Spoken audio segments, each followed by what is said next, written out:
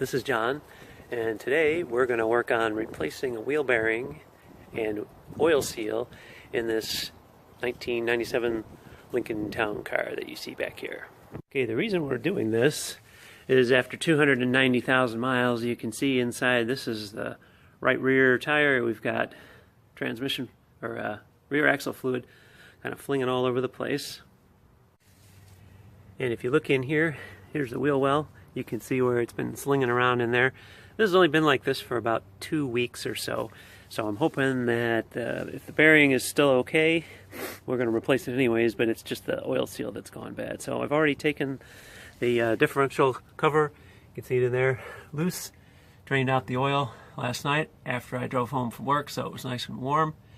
And the next step is we're going to pull the rotors off and then get inside there and get ready to pull the axles out. Okay, now with the rotor off, you can see how much rear axle fluid's kind of gotten into the brakes. You can see the emergency brake shoes in there all wet, and the pads actually are all wet too. So this wheel probably wasn't doing a whole lot of braking because of all that transmission fluid, or the rear axle fluid on there. So we'll have to wipe some of that off before we put things back together. Okay, so now that the differential cover's off, put it in neutral, and we want to rotate the differential around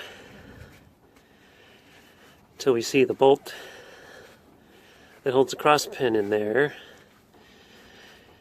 and we're going to pull that out. There we go. So you can see that bolt. So next we're going to pull that out of there. Okay, we've got the pin pulled out. There was just an 8mm pin kind of bolt holding that in, which looks like this. So this was holding the pin in, and now you can see there's nothing in between the two axles. This pin right here was in there, and that kept those axles from moving towards each other into the middle of the differential. You can see that. So now what we can do is we can push them in just a little bit, and there's a clip in there that we remove, and then we can pull the axle all the way out.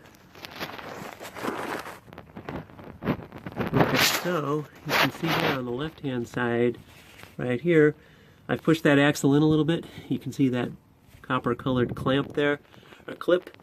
Next we just pull that out, and that's the only thing holding the axle in. Then we can pull the axle all the way out through the, in this case, the left side of the car. Okay, here's this clip coming out. You can see what that looks like. It just slides right out once you've got the axle pushed in. The other two idler gears also will come out of there, so you got to make sure you don't lose those. They're pretty big, so you don't have to worry about losing them, but just make sure you get them back in.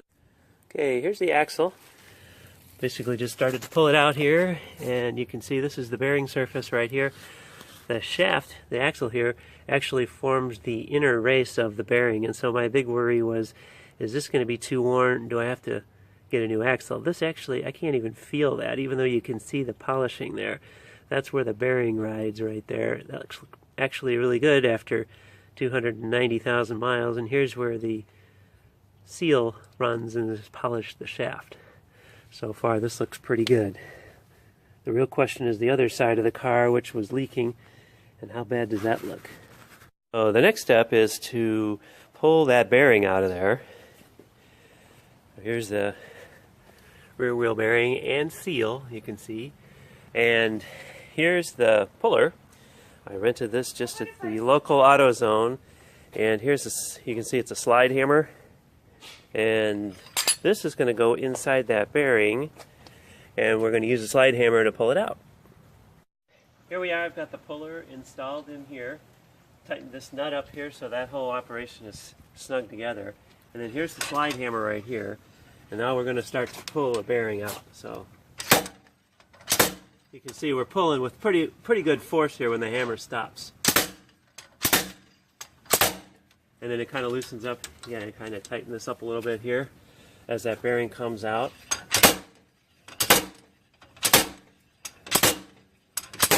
The reason it's getting loose is the bearing's getting a little bit closer to the oil seal, so that sandwich there is getting tighter.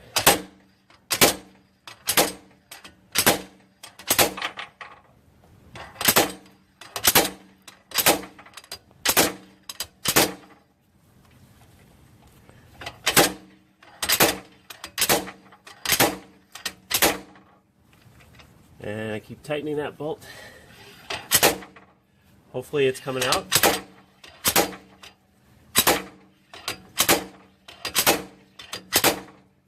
Well, that really took quite a bit of effort to get that out, but you can see what it looks like here when it came out. It kind of sandwiches those two together, and you've got the oil seal that comes right out along with the bearing, and you can see it's been in there for a while, so it took quite a bit of pounding to get that thing out. And then what we've got left is hopefully a nice clean race, or I should say hole, which we can pound the new bearing into.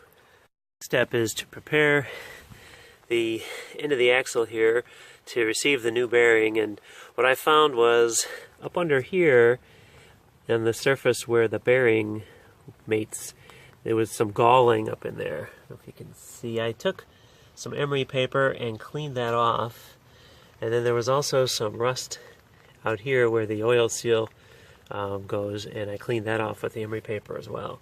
So now that that's all cleaned off, oh, the other thing I did, this is the side that had the bad bearing, so I dropped the car about an inch or so on these jack stands on this side, so it's a little bit lower over here, so any of the old gear oil that was in here could drain out that had some metal particles in it. So there's probably still some in there, but I think we're probably okay. It probably doesn't stir up too much.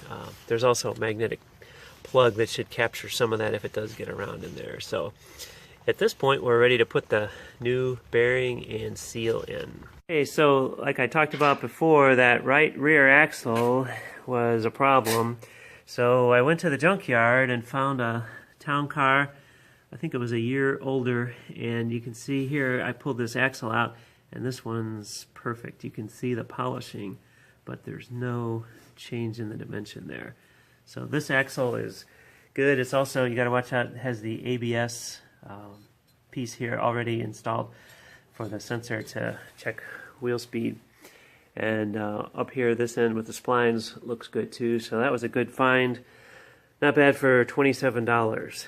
So here's a new bearing, and I just thought it would be interesting to see how that fits in here before we install it in the car. But it's kind of interesting. This is the way it fits here, and notice you can see here it is not exactly a super tight fit, but that's the way it's supposed to fit. And this is just about right there where it will ride once this is all put back together again. So our next step is we're going to take the set of drivers, find the right one to drive this in. So we're going to use a couple of these. I'm going to probably use this one here to drive it in part way, and then this one here to drive it all the way in. Okay, so here's the new bearing, and here's the first driver I selected. You can see that's about as close a fit as I could find for the set that I had. So I put a coat of gear oil in there, and now we're ready to start putting the bearing in. So first step is you put it in there, try and center this up as best as you can.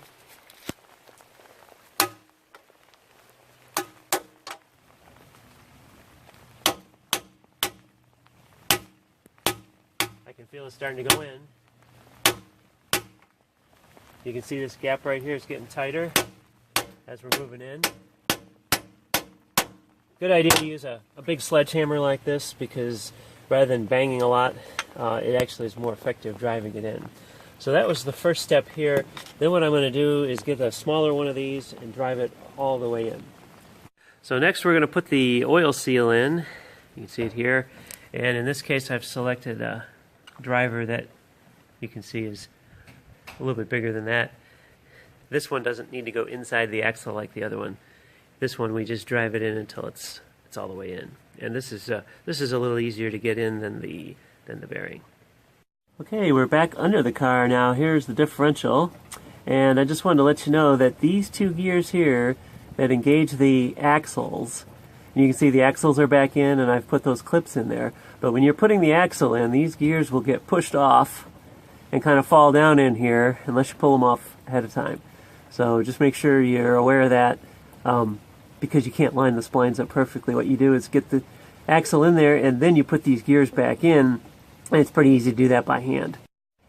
So the one thing to remember is there's a spacer in here between this gear and also on the other side. They're custom spacers, so you don't want to get them mixed up. And when you push the axle in, it's going to knock that gear off. Just make sure you do them one at a time so you don't get them confused. Okay, so we got the two gears back in the differential, and you can see I've got the socket set up here on the pin that holds that pinion in there. And this has to be torqued to 22 foot-pounds. So it's kind of tricky to get the torque wrench in there. So if you can see here, I've got a real long extension bar. You can see that. And I'm all the way out here with the torque wrench. So we've got that torqued up to, actually it's in inch-pounds, 236 inch-pounds. And so we've got the pin back installed. Notice we've got the gasket stuff scraped off all the flange there. So we're pretty much ready to put the cover back on. One thing I will say is when you're putting those gears back in, it's a little bit of a puzzle, but what you need to do is you kind of rotate the two gears around together, and you have to get the teeth just right so that you can get that shaft in there. But you'll kind of see, you have to play with that a little bit, but as long as both axles turn easily, then you have no problems getting those back together there. Alright, so the next step is to button it up, and we're almost done.